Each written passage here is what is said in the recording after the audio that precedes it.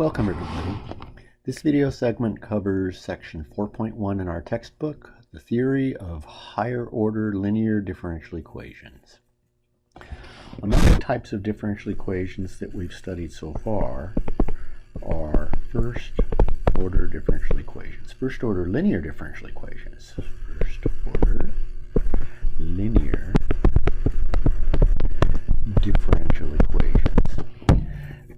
First order linear differential equations, just to remind us, are differential equations of the form q1 of x y prime plus q sub 0 of xy equals some function g of x.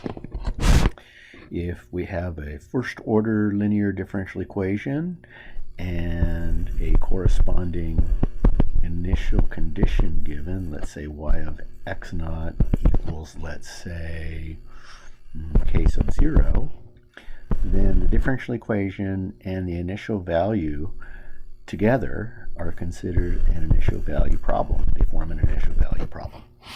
Okay, and we studied this differential equation in the form where we divided both sides by q sub 1 and solved the differential equation in the form y prime plus p of x y equals q of x. Just as a reminder, we found an integrating factor and so forth.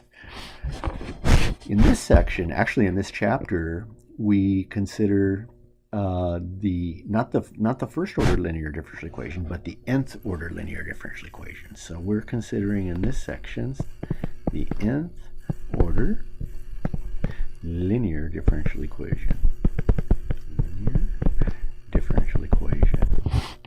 The general form looks kind of complicated, but it's not really difficult to see what's going on.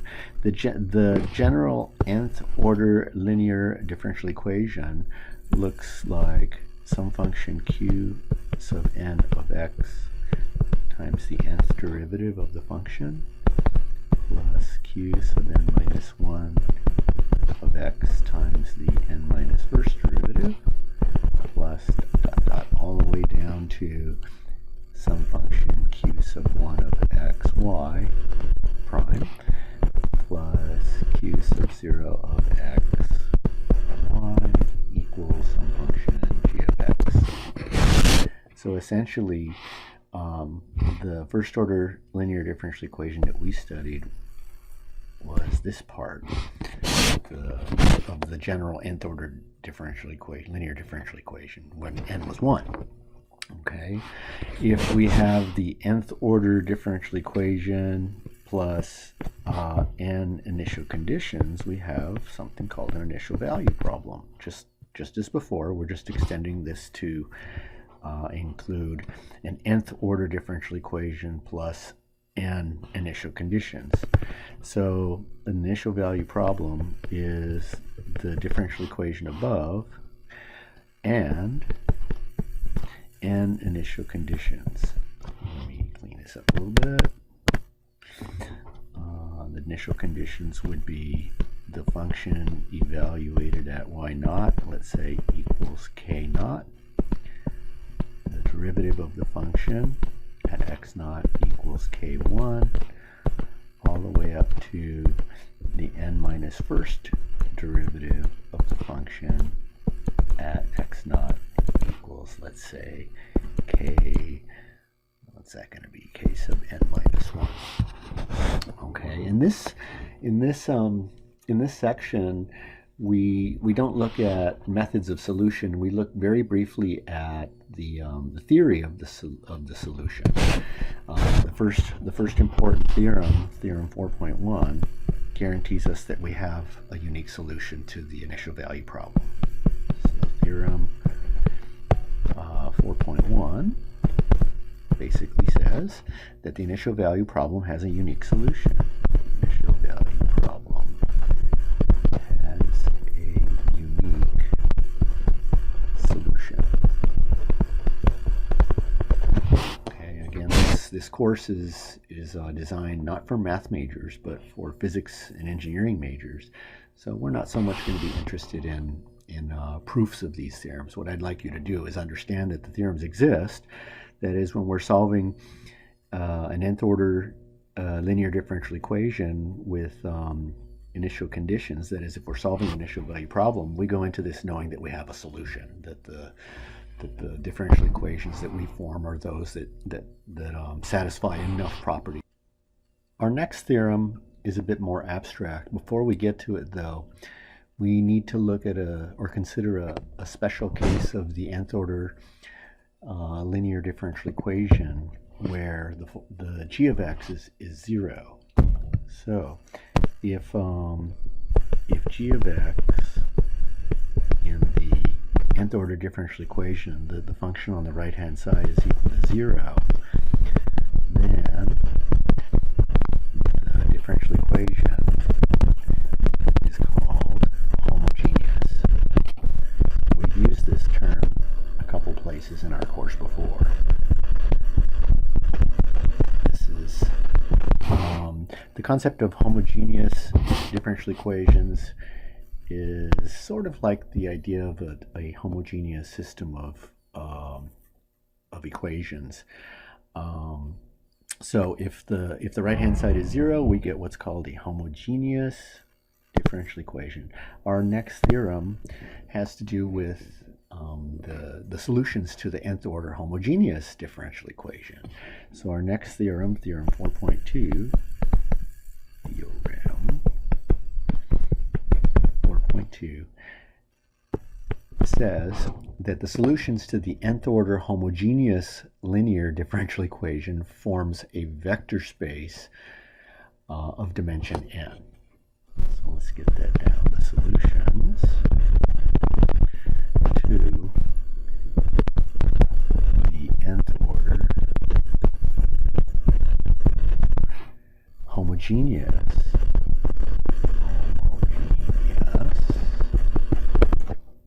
linear differential equation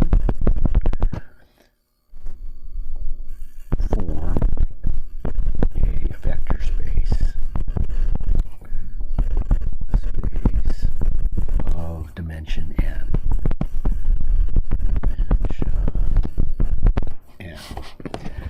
This theorem is going to allow us to search for building blocks for our solutions to the differential equations. What I did is I broke down the remainder of this section into a couple of main big ideas. Keep in mind as we go through this theory that I'm going to give us a couple of real simple examples to look at that will kind of explain this kind of transition from vector spaces into differential equations. So here's our first big idea. So let's call it big idea number 1. Big idea number 1 says that this theorem is suggesting that we should look for linearly independent solutions to the homogeneous linear differential equation. And if these solutions are linearly independent, they then, since the dimension of the solution space is n, then any solution should be a linear combination of these n solutions. If that didn't make sense, let's write this down. This theorem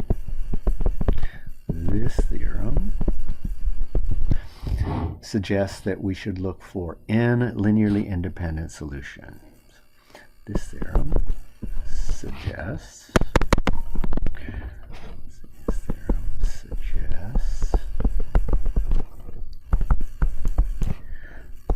that we should look for n linearly independent solutions. Let's call them y1, y2, all the way up to y sub n, that form a basis for the vector space of all solutions. So look for n linear independent solutions, y1 to yn, that form a basis vector space of solutions. Vector space of solutions. This set is called a fundamental set of solutions. This set is called a fundamental set of solutions. Fundamental set of solutions.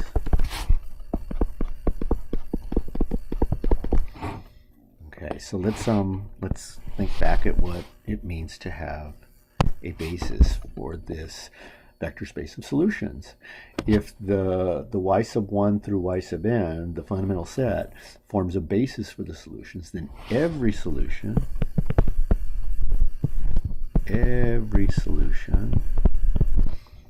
let's say y to the differential equation, can be written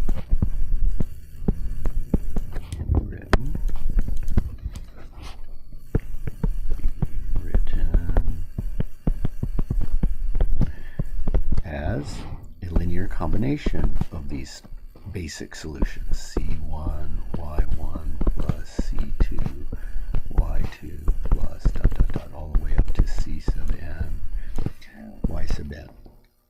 Okay, so before we get into any more theory, let's take a look at what we've got so far. Let's take a look at a specific example. Suppose, for example, that we have the differential equation considered as a real simple differential equation, y double prime equals 0. We can solve this differential equation very simply by integrating both sides with respect to x twice. If we integrate with respect to x once, we get y prime equals c1. If we integrate again, we get y equals c1x plus c2. This solution we can rewrite a little differently as c1x plus c2 times 1. So if we're looking for a fundamental set of solutions, fundamental set of solutions are 1 and x. Okay, the dimension of the solution space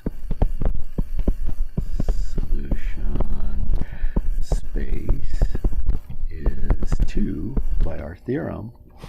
So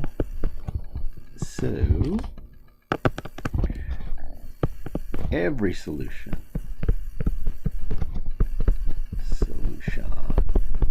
can be written in the form y equals c1 times 1 solution plus c2 times the other solution. Okay, yeah, it's pretty clear to see that the functions 1 and x from the fundamental set are linearly independent. They're not proportional. And remember, if the dimension of our vector space is 2, then any linearly independent set of vectors forms a basis for the vector space. So this is kind of how this theorem works. Let's take a look, or this theory works. Let's take a look at another differential equation, a real simple one. So for this next differential equation, or next example, consider y double prime plus y equals 0. Okay, to get the fundamental set, or a fundamental set of solutions, we're going to have to wait until section 4.2. So for now, let's just assume that our fundamental set we grabbed from 4.2, and it looks like this. Fundamental set of solutions, sine of x and cosine of x. Okay, these two functions are solutions to the differential equation, y double prime plus y equals 0. We'll see how to get those solutions very soon. Right now, I want you to focus on these two solutions are linearly independent. They're not proportional. Sine and cosine are not proportional to one another. So these two functions form a basis for the solution space, since the dimension of the solution space by our theorem above is 2. Okay, so every solution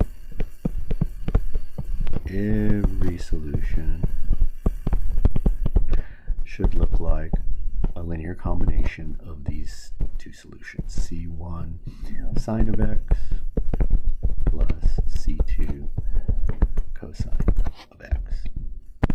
So to recap, the first big idea suggests how we might solve the homogeneous nth order linear differential equation. And it suggests that we find a fundamental set of solutions that is a set of solutions of n solutions that are linearly independent and thus form a basis for the solution space of the differential equation. The next big idea brings together the homogeneous case with the non-homogeneous case. So here's our next big idea. We'll call this big idea number 2.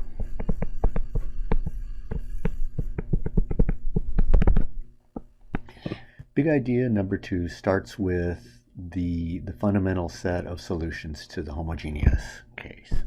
So suppose that y1, y2, all the way up to y sub n forms a fundamental set, set of solutions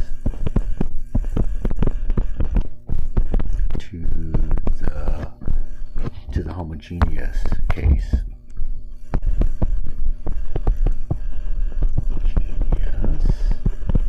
Differential equation. Let's say q sub n, I'm going to omit the of x's, times the nth derivative, plus q sub n minus 1 of x n minus first derivative, plus dot dot dot all the way down to q sub 1 of x y prime plus q sub 0 y equals 0. And this is where it gets a little strange looking with before looking at the specific definition of what we're talking about here, and that y sub p is any solution to the non-homogeneous case. Q sub n times the nth derivative plus q sub n minus 1 times the n minus first derivative plus dot dot dot all the way down to q sub 1 y prime plus q sub 0 y equals g of x. So we're assuming that y sub p is any solution to the non-homogeneous case where g of x is not 0.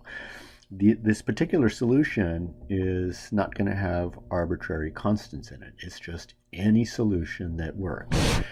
This main idea, or big idea number 2, which I really should give credit to our author. This is not my big idea, it's his. This is theorem 4.3 in our text. And it says that the general solution,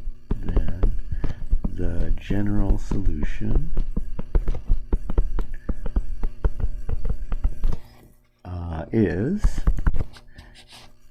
y equals y sub h, and I'll explain the y sub h in a second, plus y sub p, where y sub h is nothing more than the solution to the homogeneous case. It's the original c1 y1 plus c2 y2 plus dot dot dot plus c Again, I've thrown a lot of theory at you guys now, so don't panic about that. Let's take a look at a specific differential equation and see how this theorem is playing out here. So consider for our next example. Consider another very simple differential equation. Let's consider the differential equation y double prime equals minus sine of x. Okay. We can solve this differential equation, so let's do it. We don't need any theory other than Calc 1 to do this. So if I integrate once, the integral y prime then is the integral of negative sine of x. I integrate both sides with respect to x. So the integral of negative sine x is cosine x plus c1. Okay, so let's find y. So this is y prime. So let's find y by integrating both sides of this differential equation with respect to x. The integral of cosine is negative sine x plus the integral of c1, a constant, is c1x plus a new constant of integration. Okay, so let's flip the order around of these the functions in this solution. I can rewrite this solution as c1x plus c2 plus sine x. And yes, I did catch my mistake a little late. The integral of cosine is sine. Sorry about that. Okay. Take a look at the solution. The solution is broken down, it can be broken down into two parts. Notice that the first two terms in the solution are nothing more than the general solution to the differential equation we looked at earlier. This is the solution to the homogeneous version of this differential equation, y double prime equals 0. This second little piece here, this is our particular solution. Oops, I'll write it as y sub h again. Our particular solution is y equals sine of x. So this differential equation is kind of giving us an idea of what the theorem above said. The solution to an nth order differential equation, linear differential equation that's not homogeneous, has two parts to it. It contains the solution to the homogeneous differential equation, that is by removing in this case the negative sine of x and having the solution to that the homogeneous case, and any particular solution to the original differential equation with the negative sine x, which would be the g of x in our general case. So again, just so we're clear on things, y equals y sub h plus y sub p, where the y sub h is the solution, the general solution, not just a solution, is the general solution,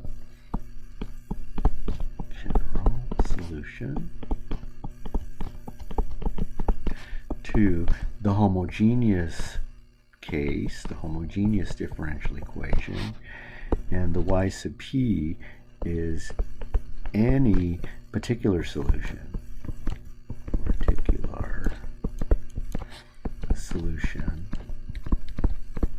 to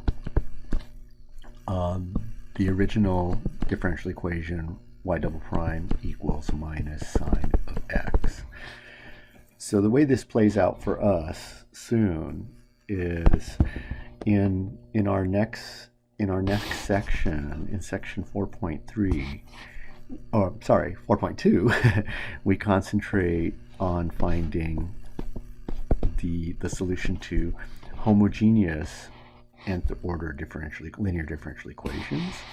And in 4.3, we look at a way of finding the particular solution to the non-homogeneous case, and then we combine the two sections to get the general solution.